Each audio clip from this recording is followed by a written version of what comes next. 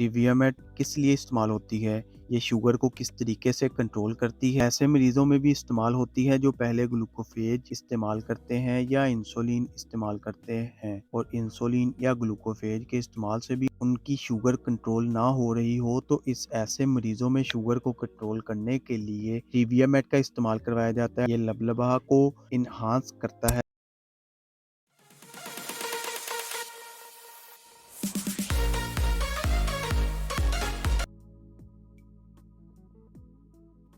अस्सलाम वालेकुम viewers, welcome करता हूं अपने YouTube channel and Facebook page पर। ट्रिवियामेट किस लिए इस्तेमाल होती है, ये शुगर को किस तरीके से कंट्रोल करती है और कौन सी उम्र के अफराद को ट्रिवियामेट का इस्तेमाल नहीं करना चाहिए। सबसे पहले अगर आपने हमारा ये चैनल सब्सक्राइब नहीं किया तो सब्सक्राइब कर लीजिए ताकि हमारी आने वाली तमाम वीडियोस बर वक्त आपको मिलती रहे। ट्रिवियामेट शुगर के मरीजों में शुगर की ज्यादती को कंट्रोल करने में इस्तेमाल होती है। यही उन मरीजों में भी इस्तेमाल होती है जो पहले गैट्रल या एमरल का इस्तेमाल करते रहे हों और इनकी शुगर कंट्रोल ना हो रही हो, या ऐसे मरीजों में भी इस्तेमाल होती है जो पहले ग्लूकोफेज इस्तेमाल करते हैं या इंसुलिन इस्तेमाल करते हैं, और इंसुलिन या ग्लूकोफेज के इस्तेमाल से भी उनकी शुगर कंट्रोल ना हो रही हो तो इस ऐसे मरीजों में शुगर को कंट्रोल करने के लिए ट्रिवियामेट का इस्तेमाल करवाया जाता है। ट्रिवियामेट में दो किस्म के अज्जा पाए जाते हैं, एक सीटाग्लिप्टन और दूसरा मेटफॉर्मिन है। सीटाग्लिप्टन लबलबा के बीटा सेल पर असर अंदाज होता है और नेचुरल इंसुलिन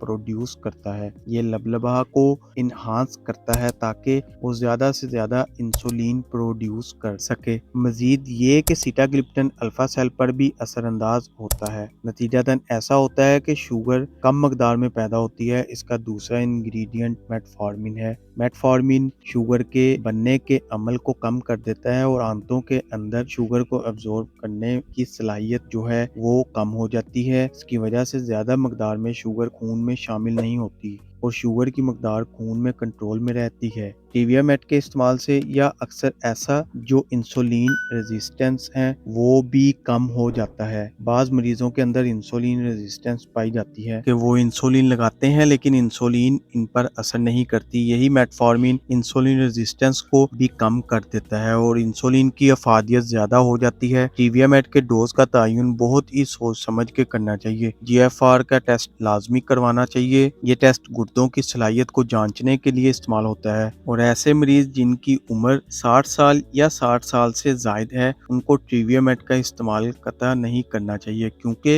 इनके गुर्दे कमजोर हो चुके होते हैं और इनके काम करने की सलाहियत कम हो जाती है। तो अगर हम ट्रिवियामेट का इस्तेमाल करवाएंगे 60 साल से ज्यादा के मरीजों में तो उनके गुर्दों की खराबी के चांसेस ज्यादा से ज्यादा है। ऐसे मरीज जिनका GFR रेट 60 से 90 होता है वो 50,000 की 2 डोज भी ले सकते हैं, लेकिन ऐसे मरीज जिनका GFR रेट 45 से 60 है वो 50-500 की 2 डोज लिया करें। और ऐसे क्रिटिकल पेशेंट जिनका GFR रेट 30 से 45 हो उनको 50,000 की दिन में सिर्फ एक डेली इस्तेमाल करनी चाहिए। और ऐसे मरीज जिनका GFR 30 से कम हो उनको इस दवा का इस्तेमाल नहीं करना चाहिए। ट्रिवियामेट के इस्तेमाल से जिस्म के अंदर विटामिन B12 की मकदार कम हो जाती है। ऐसे मरीज जो इसका इस्तेमाल करते रहते हैं उनको चाहिए कि विटामिन B का सप्लीमेंट लेते रहें। ट्रिवियामेट खाने के साथ, खाने के बाद और खाने के दौरान तीनों सूरतों में दी जा सकती है। इसके साइड इफेक्ट्स में पेट दर्द, सर चकराना वगैरह हो सकते हैं। उम्मीद है ट्रिवियामेट टैबलेट से रिलेटेड आपको वीडियो पसंद आई होगी, तो वीडियो को लाइक और शेयर जरूर करें। चैनल को सब्सक्राइब करना ना भूलें ताकि नेक्स्ट वीडियो की नोटिफिकेशन आपको आसानी से मिलती रहे। शुक्रिया, अल्लाह हाफिज।